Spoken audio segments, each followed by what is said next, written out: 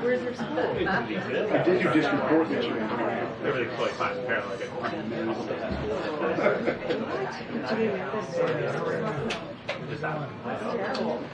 Very good day. How, what?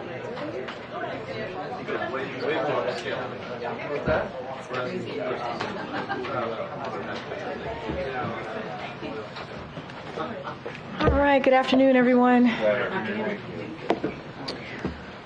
Okay, so this morning, President Biden announced that a record-breaking 20 million Americans have enrolled in health care coverage through the Affordable Care Act. This is yet another major milestone in his work to lower costs for families across the country and expand access to quality, affordable health care. In addition to record-breaking enrollment for health care coverage through the ACA, thanks to the Inflation Reduction Act, which every single Republican member of Congress voted against, we took on Big Pharma and we won. And here are a couple of things that we were able to do. Cap the cost of insulin at $35 for seniors, allow Medicare to negotiate lower prescription drug prices for the first time ever, and save millions of Americans an average of $800 per year on their health insurance. This collective work matters, and it is changing lives. President Biden knows that access to care can mean the difference between life and death and hope and fear, and it is exactly why he continues to fight to ensure everyone can access the care they deserve. I also want to say a word about a tragic anniversary and new actions by the DOJ today. 1 year ago today, President Biden joined many other Americans in outrage over the brutal murder of Tyre Nichols. Vice President Harris traveled to Memphis, Tennessee to attend the celebration of life for Tyre, where she mourned with his family and, after being called to the pulpit, spoke about everyone's right to public safety and right to live free from violence. Mr. Nichols' death served as another painful reminder of the profound fear and trauma that Black and brown Americans continue to experience across many communities. As the president said, real and lasting change will only come if we can take action to prevent tragedies like this from ever happening again. Today, the Department of Justice is issuing a new guide for states and localities to help ensure that specialized crime units, like the one involved in Tyre Nichols' death, are thoroughly accountable to the communities they serve. This guide builds on the actions this administration has already taken to advance effective and accountable policing, including requiring that federal law enforcement agencies ban chokeholds, restrict no-knock warrants, and contribute to a newly established database for federal law enforcement police misconduct. In addition to today's DOJ guide, the president is continuing to urge Congress to pass the George Floyd Justice in Policing Act to advance accountability, transparency, and public trust in law enforcement across the nation. And with that, I will turn it over to the Admiral here, who is here to discuss the latest development in the Middle East and, of course, in the Red Sea. Admiral? Good afternoon.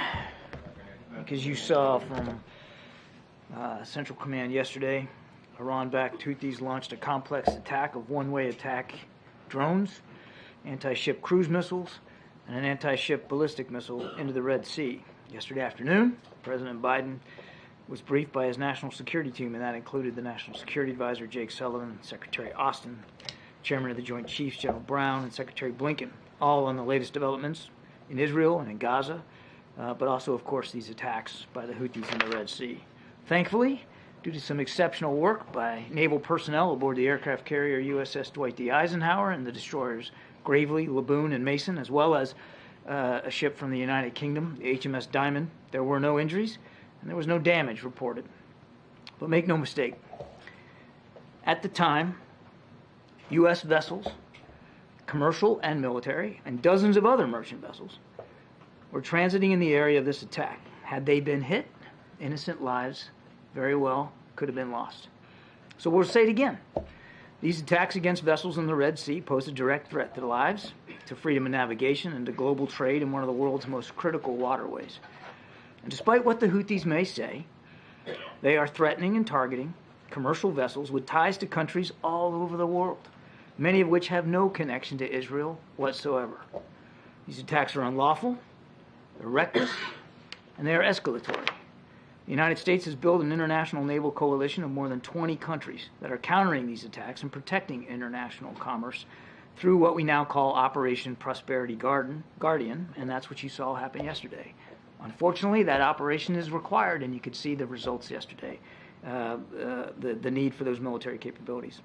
We've issued new sanctions on individuals and entities that are facilitating the Houthi attacks, and we're working closely with the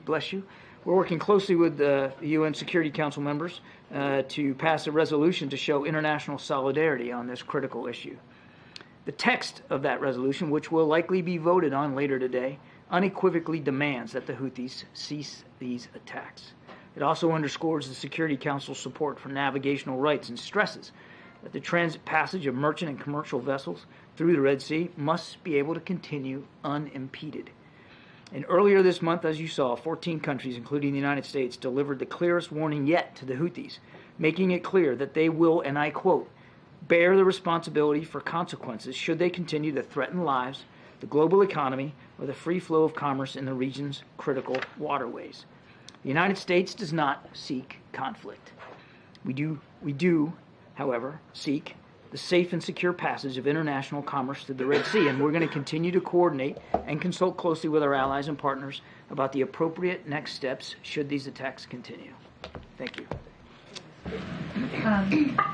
You had strikes against the Houthis under consideration for weeks, but you've also taken pains to prevent this conflict from widening. Would strikes potentially escalate, widen the conflict? And also, given the nature of the Houthi operations, what do you expect to achieve? Could it be harder to strike back at the group because of the distributed nature? Well, let's not get ahead of where we are. I certainly won't speculate about any potential future military operations one way or the other. The best solution to this situation not escalating is for the Houthis to stop these attacks. In the interim, since they've shown no predilection to do that, we're going to do everything we have to do to protect shipping in the Red Sea, and I think I'm just going to leave it there. Well, along those lines, Admiral, these warnings that you've given clearly haven't worked. How do you expect to deter the Houthis? The mission for Operation Prosperity Guardian is about countering the attacks that have been occurring, and they have been successful to a fairly well in knocking these things out of the sky. We call again, as I said in my opening statement, we call again on the Houthis to stop these attacks, and I'll repeat what I said that when I quoted the statement. They will bear the consequences for any failure to do so, and I think I'm just going to leave it there. And Admiral, quick question, if I could, on Israel. You mentioned a couple days ago that President Biden has spoken with Prime Minister Netanyahu over the holidays.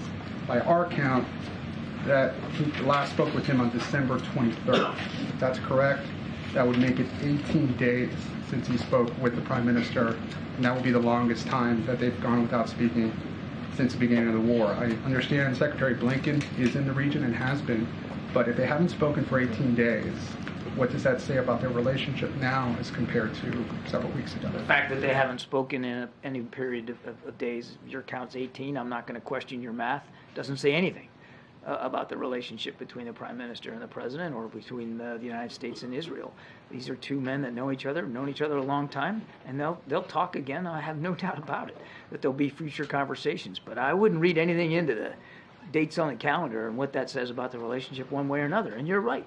I'm glad you pointed out Secretary Blinken is there in the region today. In fact, I think he's either on his way to Bahrain right now, or he is in Bahrain after wrapping up meetings in Israel. This is his 5th or 6th time since October 7th. Believe me, the connective tissue between the United States and Israel, very, very tight, very strong. So you would say the president's relationship with Netanyahu is as strong today as it was at the beginning of the conflict? What I'm saying is you can't judge the strength of a relationship based on how many times they talk on the phone. These are two leaders that have known each other a long time.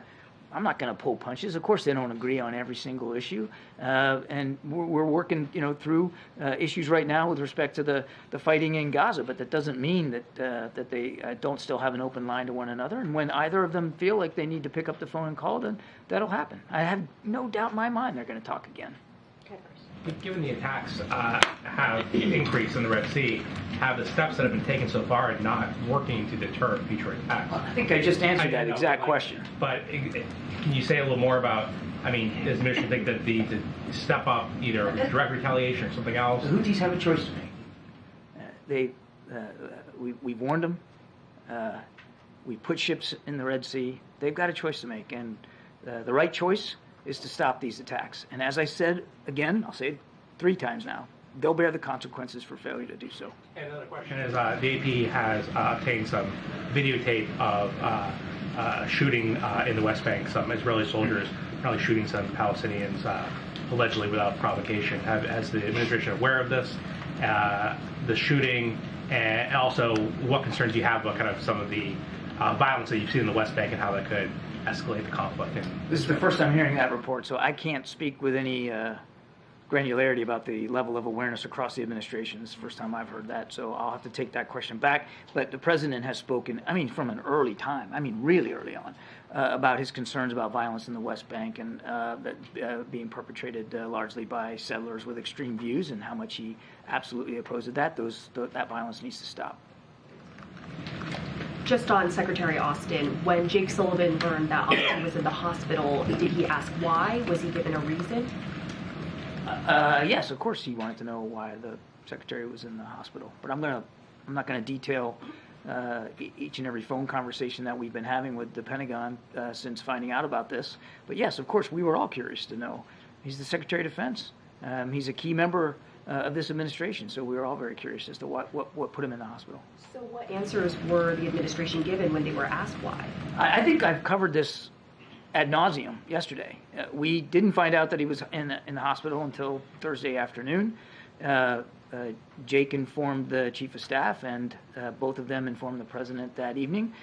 We didn't have information specifically about his condition, and quite frankly, nobody did. And it was just yesterday when the Pentagon announced that what put him in the hospital were complications from prostate surgery. So when the president spoke to Austin, I assume the president also asked why. What reason when he was given? We're just trying to understand, when people asked why, did the Pentagon just decline to give the information? Did Austin not say anything? The call between the president and the secretary was very brief, and it was really focused on making sure that the president passed on his best wishes for a speedy recovery for the secretary. So was the Pentagon then giving incomplete information? You said the whole administration was curious. I don't know how differently to answer this question. As I did yesterday, we did not know he was in the hospital till Thursday. We did not know the condition that put him in the hospital at that time. We certainly didn't know about the prostate surgery that occurred earlier in December. We didn't learn about that information until ensuing days, and certainly we didn't learn about the prostate cancer until yesterday. And just lastly, we've learned that the White House instructed the Pentagon to release the information to the public after learning there was no disclosure plan in place. So what does that say about transparency, the fact that the Pentagon did not have a plan to give the information? I'm not going to address individual press reports. Making a public statement about what the secretary's condition was and the fact that he was in the hospital obviously made eminent sense, and I'll let the Pentagon speak to their process when it came to doing that. On the security situation in Latin America, saw the statement from National Security Advisor Sullivan saying you're committed to supporting Ecuadorian security and prosperity and bolstering cooperation with partners to ensure perpetrators are brought to justice. What is the U.S. position on Ecuador and other Latin American countries using kind of extrajudicial measures, states of emergency, in order to deal with these gangs? Well, so first of all, our concern is over the violence and seeing that stops. And as you saw from Mr. Sullivan's tweet, we strongly condemn these recent attacks, and we are committed to helping support security and prosperity for the people of Ecuador. I would just say, look, we're monitoring this situation. We're willing to take concrete steps to improve our cooperation with the government of Ecuador as they begin to deal with the violence and the stressors on the population that this violence has occurred, and I think I'll just leave it at that. What kind of support are you providing to them, or are you willing to provide? We haven't had a specific conversation about exactly what that would mean, but I would walk you away from any consideration of U.S. military troops or anything like that. There's no plans for that, and we ought to just kill that right now. But certainly we were willing to talk with the government of Ecuador about what they might need. Could be maybe some investigative help, that kind of thing. But that's sort of what the lane is right now. John, last week the administration said that it was issuing its last warning to the Houthis. So are we about to see a different response from the U.S.? I'm just not going to speculate one way or another about next steps. As I said, we're consulting with our allies and partners about what the next steps might be. Again, the Houthis have a choice to make here, MJ. We have made it eminently clear, as our allies and partners have, that these attacks have to stop. But just given that the administration specifically said last week that the warning last week was the last warning from the U.S., can you at least say whether we should expect to see something different coming from the U.S.? No, I cannot say that. And I'm not going to telegraph punches one way or the other.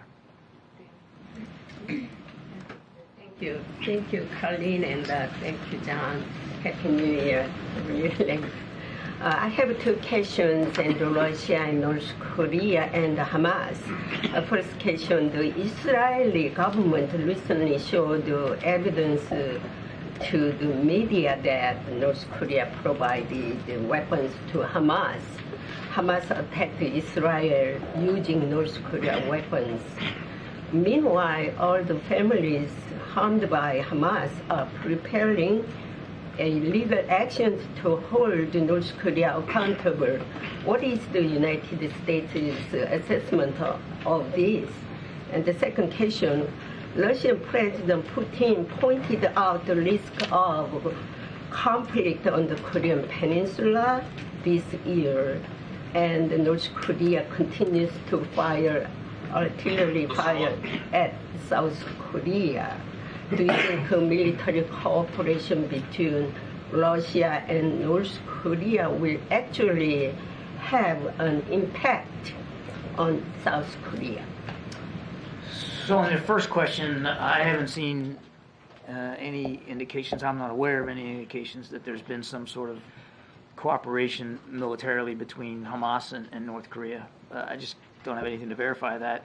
We have talked a long time about the relationship between Russia and the DPRK and the way that Russia finds ways to evade sanctions and to continue to do business with North Korea, and they have at least expressed publicly some sort of interest in sharing goals and objectives in the region. We're watching this very, very closely.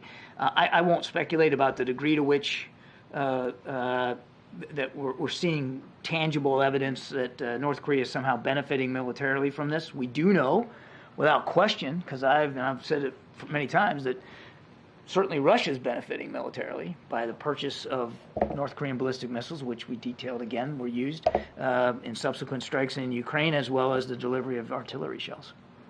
Thanks, Karine. John, just quickly back on Ecuador. Do you have a message for Americans who are in the country about the security situation? Yeah. And secondly, is there a concern that the crisis there will further aggravate the flow of migrants to the U.S. southern border? I think too soon to know the answer to your second question. Obviously, that's something we're going to watch and monitor. I don't want to step on the State Department, but in general, our message to Americans that are in Ecuador is to please stay vigilant. Please avoid areas where you either see or feel or perhaps anticipate that there could be violence, to stay clear of that. And then, of course, stay in touch. If you haven't logged on and gotten the app from the State Department where you can get notifications, you ought to do that, because I'm sure the State Department and the embassy there will do everything they can to keep people informed. On Ecuador, John, is there any determination that's been made about the safety of U.S. diplomatic staff, or any discussions taking place about reducing the U.S. diplomatic footprint in Ecuador? None that I'm aware of at this time, Nancy. This is all pretty fresh here. It's all kind of unfolding as you and I are talking. I'd refer you to the State Department, but I'm not aware of any changes to our footprint or our force protection posture at the embassy. And then going back to Selena's question about Secretary Austin, I think what she was getting at, it seems, is that there's a big difference when Jake Sullivan was informed by the Pentagon in whether he was told when he asked about Secretary Austin's condition, we don't know because we haven't been told by the Secretary, versus we know but we're not going to share that with you, or we've not been authorized to share that with you. So the question is, which one was it? Did Pentagon officials decline to share information they knew with the National Security Advisor, or did they just not have the information themselves? I would put it this way. Once we found out he was in the hospital, we certainly asked all the questions you would think we would ask to try to ascertain his condition and what drove him into the hospital. Of course, we were curious about that. He's the Secretary of Defense, and he's a key member of the administration. I would just tell you that effort to try to get more information was overt. And it was genuine, and it was certainly in the spirit of making sure that we understood what was going on with him and in terms of his recovery. I'll let the Pentagon speak to the information flow, both publicly and inside the chain of command, but I can assure you that throughout every step of the way, from the time we were notified until yesterday when we all found out that he had prostate cancer, there was no lack of curiosity on our part, no lack of or slackening of an effort to try to find out what was wrong with him. You don't want to characterize the responsiveness coming to you from the Pentagon. I'm not going to do that. Yesterday, House Speaker Johnson met new Taiwanese ambassador. Has the president met the new ambassador yet? If not, is he going to meet soon? Has the president? I'm sorry. Can you repeat that? Speaker Johnson met new Taiwanese ambassador yesterday. So I'm not asking if president met the new Taiwanese ambassador yet. I don't believe there's been a meeting, and obviously, if and when there is, certainly that would be something we would make public. Kim Jong-un said South Korea is their principal enemy. At the same time, South Korea is what? That's their principal enemy. But at the same time, Kim Jong-un sent a message of sympathy to the Japanese Prime Minister over New Year's earthquake in Japan. How do you see Kim Jong-un's different approach to towards Japan and South Korea? Do you think he invite any message to the United States? It's a failing exercise for me to try to get inside the brain of Kim Jong-un. What goes on between those ears is not something I really know about. I can't speak to his motivations in that regard. I just wanted to follow up on a question my colleague asked yesterday. The Israeli Supreme Court's decision to prevent journalists from accessing Gaza and being able to report in Gaza independently. Have you had a chance to see if the administration has brought that up with Israeli counterparts? What is the White House's stance on that? We're making a good faith effort to try to get a better answer to you on that. I just don't have it right now. Thanks, Karine. Thanks, Admiral. You mentioned that Secretary Austin was part of the team briefing the president yesterday on the Houthis. I just wanted to ask you if you're confident that Secretary Austin is up to speed and fully au fait with all the with the decisions regarding possible action against the Houthis. Yes. Thank you. Two questions. One on Gaza. The administration authorized an assessment led by the UN to see if civilians can go back to northern Gaza. Would you ask the Israelis or the UN in this case to do another assessment of how weapons are used, especially against civilians and also against journalists? We have unprecedented number of journalists who've been killed. Yesterday you said that maybe they were caught in crossfire, but human rights organizations said some of these journalists were targeted. So would you ask for an assessment similar to the one that you authorized? We obviously don't want to see any innocent lives lost.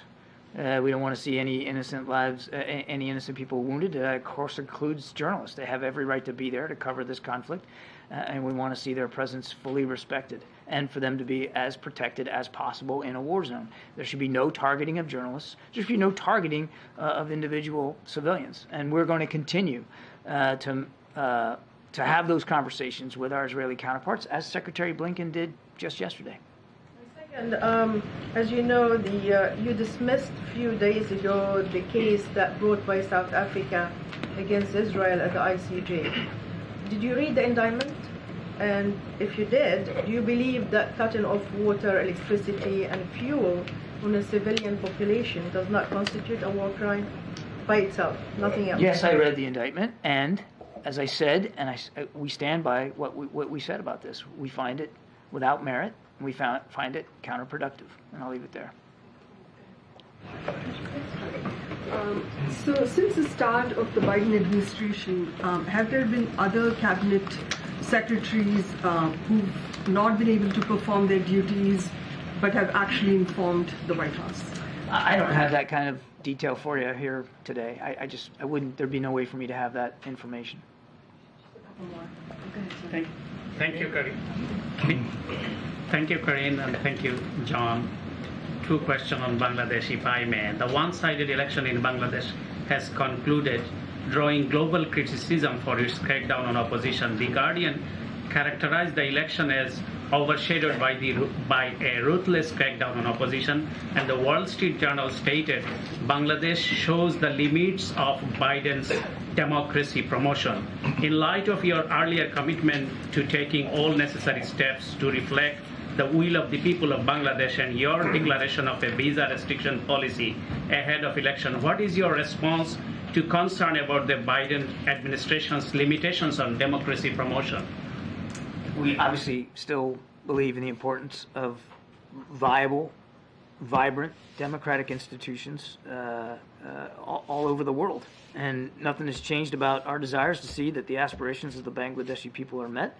And that includes being able to conduct free, fair, and transparent elections. One more. Nobel laureate Professor Muhammad Yunus, a recipient of the Presidential Medal of Freedom and Congressional Gold Medal, received a 6-month sentence on New Year Day, widely believed to be driven by political vengeance from the ruling Prime Minister. Is President Biden aware of this current situation, considering Yunus' remarkable contribution to the poverty alleviation around the globe, and he was White House numerous times and he received Presidential Medal of Freedom? I'll have to take the question. Thank you. You said that Secretary Austin took part in the conversations regarding the Red Sea. Do you know if he was conducting his business from the bedside, or is he released from the hospital? I would refer you to the Pentagon for his whereabouts and his condition. It's yesterday, at least for where he is today. Yesterday, he was still in the hospital when he participated in that discussion. Last question. Two questions. One on the Houthis. Given the problem the administration has had on containing them, how can it be looked at as anything but a mistake for the fact that they removed them from the foreign terrorist organization list? As I said, we've got a review of that designation that we're still conducting. So I'm not going to get ahead. Hang on a second. I'm not going to get ahead of that. And the goal here isn't to contain the Houthis, just to be clear. We don't want to see these attacks on commercial shipping, and we're going to do what we have to do to counter and defend against those attacks. And as I said earlier, the Houthi, they've made certain decisions up to this time. They have to make certain decisions going forward, and we'll see what decisions they make. They will bear the consequences for those decisions going forward. And then one question on General Austin. Earlier in this briefing, you said he's an essential member of the administration. But if he can disappear for 4 days without anybody noticing or really even seeming to wonder where he is, how essential is he? I think I answered this question yesterday with Mr. Ducey here. I'll give you the abridged version. When the military operations that have been conducted over the last week or so, many of those, Secretary Austin was a key member of briefing the president and right in the middle of determining the options that the commander-in-chief ultimately decided to do. We were able to continue to counter Houthi threats in the Red Sea. We were able to take out a senior militia commander in Iraq, all based on the advice and counsel that Secretary Austin delivered. It is not uncommon on any given day here in D.C. that a cabinet officer isn't present for a certain meeting and either can call in by phone or have a deputy represent them. That's the way the interagency process works. Oftentimes these things are worked at staff levels, and then the principals get involved at the appropriate time. Okay? Thank you so much, Aaron. Thank you. Thank you. Thank you. Thanks, guys. All right, you guys still awake? What's going on? Everyone's so quiet. Are you suggesting that he's boring to us? No, I'm suggesting you guys are low energy today. That's all. Chris. So the president spoke with Speaker Johnson today. Does the White House believe that the conversation moved any closer to a deal on supplemental funding? And second thing on this, Speaker Johnson reportedly told his caucus the president does not want to meet in person. Is that true? Look, what I can do right now is I can confirm that the president and Speaker Johnson did speak directly. They spoke directly today on the phone. I don't have any more details to provide. I can say this. I'll add, actually, one more thing is that the president believed that a call was the most expedient option today, and so that's why they spoke on the phone. The president believed it was important to connect as quickly as possible.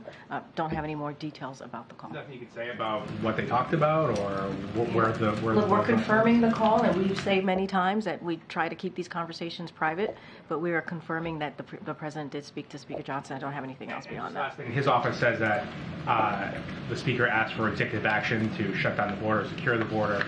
Can you say anything more about that request or how that was received? Don't have anything more to share. Was the White House informed in advance that Hunter Biden would be showing up at the House Oversight Committee's hearing on Capitol Hill today? So here's what I'll say, and I've said this many times before. Hunter, as you all know, is a private citizen. He's not a member of this White House. He makes his own decisions, like he did today, about how to respond to Congress. And so I would refer you any further questions, any additional questions about this process, certainly I would refer you to Hunter's representatives. Fully agree that he makes his own decisions, but my question was about whether the White House was informed in advance. I would I would say that we don't have anything else to share beyond that. He's a private citizen, and he makes his own decisions as it relates to this particular, response, his particular response to the Congress. It's something that he decides on, and I would refer you to his representatives. Thanks, Karine. First, a whole high school in New York is having remote classes today because the building was needed to house people who came into this country illegally. So what is the president's priority in this case? Is it the migrants or is it the students? So let me just clear this up a little bit. So yesterday, New York City informed us that as a precaution, they would temporarily relocate migrants staying at Floyd Bennett Field to a nearby high school. As of this morning, all migrants have returned to the facility at Floyd Bennett Field, and so anything specific as to the program and what decided to do and all of the specifics to that, I would certainly refer you to New York City for any additional questions. But if a working parent had to call out to stay home with their kid today, isn't this Biden immigration policy literally taking money out of people's pockets? So let me just say, I'm going to actually go back to your first question for a second because I think I do need to address that, which is, when it comes to education, migrants, the economy, the president deals with multiple issues all at once. That is his job. There are multiple things happening all at once. And as it relates to this particular question that you're asking me about in New York City, that is something that New York City needs the answers to. And as it relates to migrants and what's happening at the border, look, the president has taken this issue very seriously by making sure that on his first day, which is almost 3 years, it'll be a couple weeks, it'll be 3 years ago, that he put forward a comprehensive immigration legislation to deal with what's happening with the immigration process, obviously, and also the border. And this is an issue that's been going on for decades. The system has been broken for decades. And the president is the one who has taken action to deal with this while House Republicans do not. They get in the way. And Hunter Biden on Capitol Hill today. How big of a headache is that for you? Hunter Biden is a private citizen. He is not a member of the White House, as you know, and I just don't have anything else to share. But the last time he was on the Hill, he said the president was certainly familiar with what his son was going to say. I did say that, and what I'm saying today, that President Biden does not help him with his business deals, but he does help him skirt congressional subpoenas? That is not even true. That is a jump that is incredibly disingenuous in that question. What I will say to you, I am helping you out. I'm helping you out. I don't have anything else to share. Thanks. When is the president's next physical scheduled? Last year it was in February. I don't have anything to share on the president's next physical. Obviously, we will once that happens, we will be transparent and share that with all of you, as we've done the last 2 times. I just don't have anything on the books to share. Given that it's an election year, that there's a lot of public interest in his health, would that transparency include his physician coming to brief in the briefing room? I don't have anything beyond what I just stated. Did the president speak to his son before or after his appearance on Capitol Hill? I'm not going to speak to the president's private conversation with his families. And is there any response to what Representative Nancy Mace said about Hunter Biden today? She's called him, quote, the epitome of white privilege, and that Hunter should be arrested right here, right now, and go to jail. I'm not going to respond to that. Go ahead. Thanks, Karine. The White House Chief of Staff was supposed to meet with cabinet members today. I was wondering if you could confirm that. And I don't have anything to confirm about a meeting with cabinet members today. What I can share, I don't know if you're talking about the specific memo that the speakers, not the speaker, pardon me, that the Chief of Staff put out yesterday that went to the cabinet members, the agencies, about making sure that they put forward, a memo themselves to him that would be for Friday, January 12th, and that kind of highlights their protocols when it comes to delegation of authority. That is something that obviously they're going to get back to us, back to the Chief of Staff on the 12th. So that is something that is happening. I don't have a meeting to confirm with the Chief of Staff or Cabinet Secretaries today. Okay, Karine, you've referred to the Republican impeachment inquiry as a stunt. The president himself has said that it was a political stunt. So I guess if the whole thing is a stunt, how does the White House see the president's son himself pulling a stunt by appearing at this contempt hearing? I don't have anything else to add. The decisions that are made by Hunter Biden are his own. He's a private citizen, and I'm just not going to speak beyond that. If you ask me about the impeachment of or what the GOP and Congress is doing as they're trying to impeach multiple cabinet members, I can speak to that. But Hunter Biden is a private citizen. I'm just not going to speak to that. You have spoken to that, and again, you have called that a stunt in the past, right? So I just don't have anything else to add. I hear you. For today, I'm just not going to say anything more. And can you tell us what the president is up to today? Yeah, I have a couple of things I can share with what the president is doing today. As he always does, he's working around the clock, focusing on the issues that matter to the American people, everyday Americans, obviously. I talked at the top about the record-breaking 20 million Americans that have enrolled in health care coverage through the Affordable Care Act. That's always his focus, obviously making sure that health care is available for all. He is having lunch today with the vice president. He was briefed by his national security team this morning. He spoke directly, as I misstated and confirmed to all of you moments ago, to Speaker Johnson, and he's looking forward to traveling to Allentown, Pennsylvania on Friday to discuss how communities across America are coming back thanks to Bidenomics and also Investing America agenda, and so that's what his day looks like today.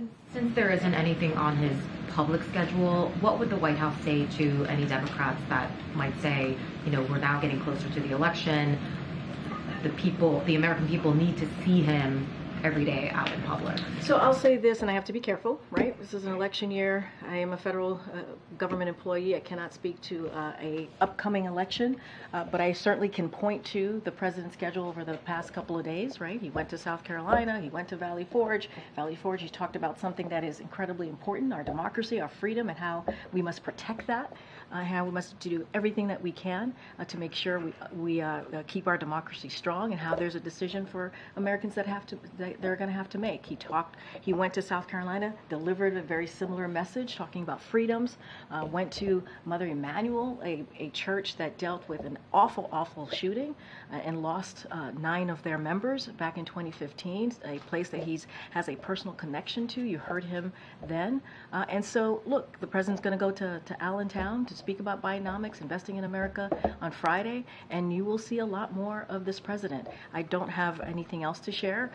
And once we have more to share on his schedule, I certainly will, but I want to be really careful not to speak to 2024.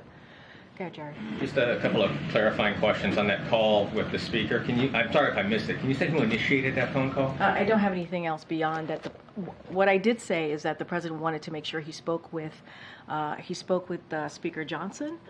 He said that I said that he thought doing a phone call was the quickest way of doing that, and it was important for them to have a conversation. I just don't have anything beyond that. And then on the speaker's request that the president take executive action, is there action that the White House believes the president can take in lieu of some sort of agreement, some sort of legislation from Congress that would help what's happening at the border? So look, we don't have any executive actions to announce or that we've been looking into or anything like that to share or preview to you at this time. I can mention the legislation that the president, as I did moments ago, that he put forward, and a comprehensive immigration proposal that he did on his first day. Let's not forget there is a bipartisan negotiation happening in the Senate with Republicans and Democrats on how they can move forward in a bipartisan way, a bipartisan agreement to deal with the border security issue that we appreciate. That's been going in the right direction, and so that's what's happening right now. GOP in the House, they continue to get in the way. They do political stunts. They get in the way. They voted in May to eliminate 2,000 Border Patrol agents. That's what they're doing. And let's not forget, while those senators were in December, were having negotiations, having those meetings, in the middle of December, House Republicans decided to go home and start their vacation early. That's what they decided to do. Go ahead, Karen. Great. Would the White House be okay with another CR to keep the government funded after the deadline? I'm not going to get into the technical approach or the approach of Congress from here. I'm going to let the conversations and negotiations happen. The conversations happen. Let's just say that happens, that there is another CR to avoid a shutdown. We could see the president submitting his fiscal year 2025 budget at the same time as lawmakers are still sorting out the fiscal year 2024 budget. What does that say about the state of affairs right now in Washington, about these short-term punting of dealing with all this? Look, I agree. This kicking the can down the road is not the way that Congress should be operating. We've been very clear about that. They have a job to do. Keeping the government open is one of the basic things that they can do. Kicking it down the road, House Republicans kicking this down the road does not help Americans. It doesn't. In a couple of days, we may see a partial shutdown. That's not what we should be doing for the American people. We should be delivering on these programs that they need, that are necessary for them and their families. And so, no, that is not something we want to see. That isn't. It is not something we want to see. And they need to do their jobs instead of these political stunts. Somebody asked me about the impeachment hearings that are happening in Congress, in the House Republicans right now that are leading that. That is a waste of time, political stunts, baseless accusations. And that is not what the American people want to see. They want to see us working in a bipartisan way. And that's what we're trying to do as it relates to the border security in the Senate, right? We're trying to do that in a bipartisan way. That's why the president got involved in early spring in getting a bipartisan agreement with the budget, on the budget.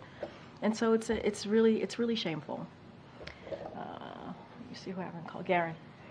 The Vice President met with voting rights activists in Atlanta yesterday, and they expressed their concern about election integrity and political violence. One person even described volunteers having a gun pulled on them, and I spoke with Latasha Brown, the co-founder of Black Voters Matter, who said that they believe that this is a result of dog whistles from some elected officials who are pushing claims of voter fraud. What level of concern does the White House have for violence to be taking place on election workers and volunteers, and what federal deployment or resources are being deployed to assist them? So a couple of things in response to the sharp increase in threats of violence to election workers following the 2020 election cycle. In June of 2021, Justice Department created the Election Threats Task Force to investigate and prosecute those who target election workers. And yesterday, the DOJ actually released information highlighting the work its civil rights, criminal justice, and national security divisions are doing to enforce civil rights protections, enforce criminal statutes, prohibiting voter intimidation, and prevent malign influence in our elections. Any threats of violence towards election workers and other attempts to undermine our democratic process and make it harder to vote are unacceptable. And of course, this administration is going to use every tool at its disposal to protect the sacred right to vote and defend our democracy. That is something that you've heard from the president, not only in Valley Forge recently, but also many times during the past almost 3 years of his administration. So we're going to be steadfast on that. Go ahead. Thanks, Karine. I just want to ask, given the conclusion of U.S.-China military talks yesterday, just a general question, whether the president is satisfied with the progress made since the agreements made in November. So I have not spoken to the president about that. I get the question. I just don't have anything to share to what we've already put out on this, but I have not spoken to the president specifically to get a sense of that. Feeling he has about, a various range of issues. You had fentanyl, we had expectation that China would be a stabilizing force in different conflicts. Is there a sense of whether that's played out the way he had expected? So look, these are conversations that we obviously are going to continue to have, especially when it comes to fentanyl. Obviously, going into, we want to make sure that that is, fentanyl. We don't want that to go into our communities. And so, look, that relationship. You've seen the president meet with President Xi recently. They had a very good conversation. You've seen cabinet secretaries and also officials here in the White House continue to have those diplomatic conversations.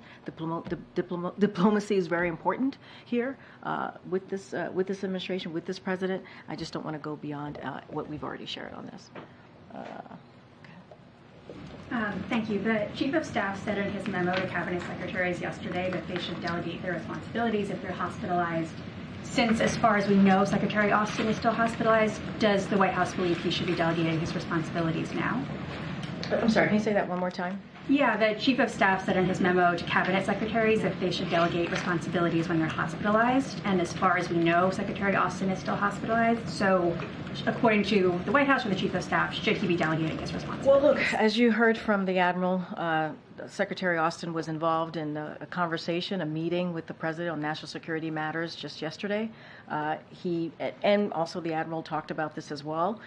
This is when we have these conversations or meetings with cabinet secretaries, not just always with the secretary at the top. There are other people that are involved in these important, crucial conversations, whether it's policy, whether it's decision making.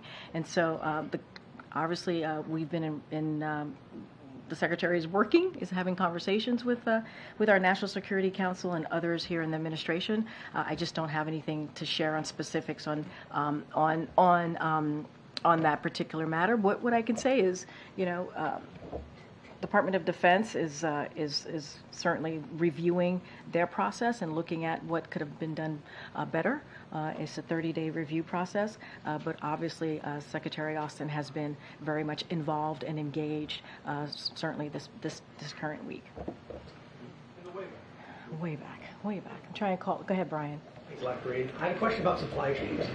Given how much work that President Biden spent on supply chain mitigation in 2021 when he first came to the office, how concerned should Americans be right now about supply chain disruption, given how much shipping traffic normally runs through the Red Sea, and what actions is the president taking to mitigate potential supply chain disruptions?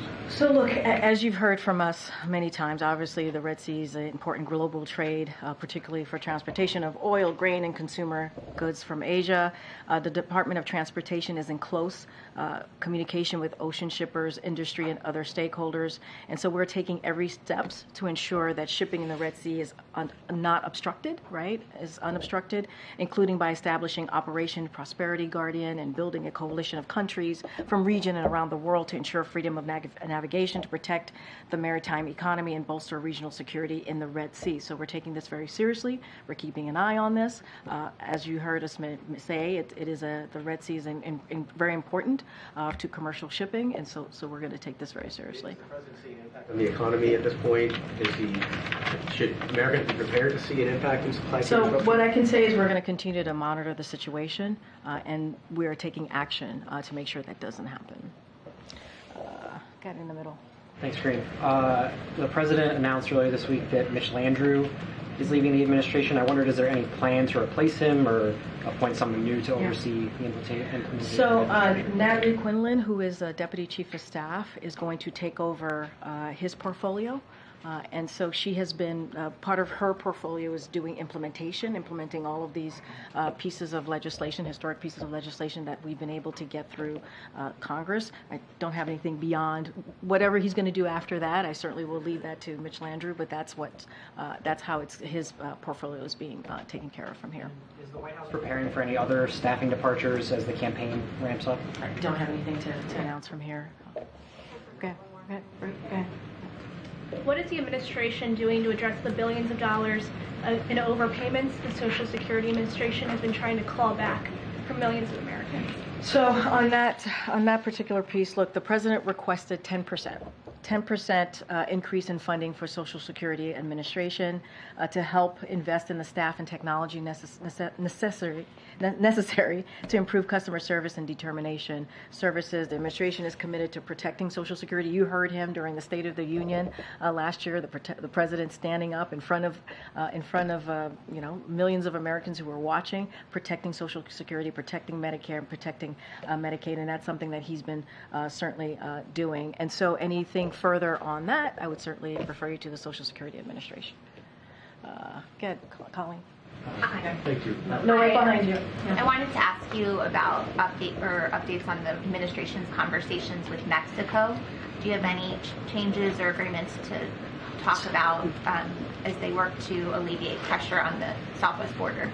So, as you know, there was a meeting that occurred during the holidays with National Security Advisor Jake Sullivan. Actually, no, it was Secretary Blinken, Secretary Mayorkas, and also Deputy National Security Advisor Sherwood Randall. And they went to Mexico City to continue the conversation that the president obviously has been having with President of Mexico. The conversation went really well. Obviously, it's continuing. These are diplomatic conversation. They've been a partner with us on migration, partner with us on how to deal with fentanyl as well. And so the president of Mexico and his team have taken significant efforts that they are putting underway to make sure that we deal with the border in a way that obviously is effective. And so we're starting to see those results. I don't have anything beyond that, but obviously those diplomatic conversations continue, and we appreciate President of Mexico being a partner in this. Okay. Results. So we have seen results in the migration of migrants, right? We've seen a decrease because of the actions that President of Mexico has taken. And so, again, because of these diplomatic conversations, they have been effective. We see them as being effective. Go ahead, Andrew. Thank you. Two questions.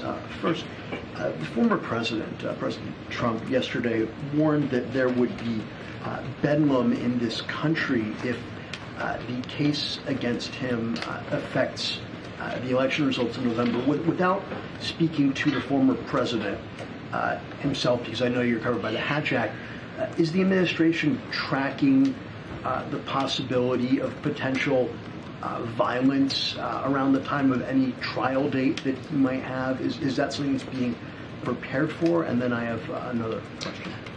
So I have to say this. I can't comment on anything that is related to 2024 as a federal government employee. What I will say is President Biden has always been absolutely clear when it comes to this. Political violence has no place whatsoever in America. It just has. There are a couple more things I want to say. So leaders need to put their country first. They need to put the safety of American people and respect for the rule of law above themselves, like President Biden does every day.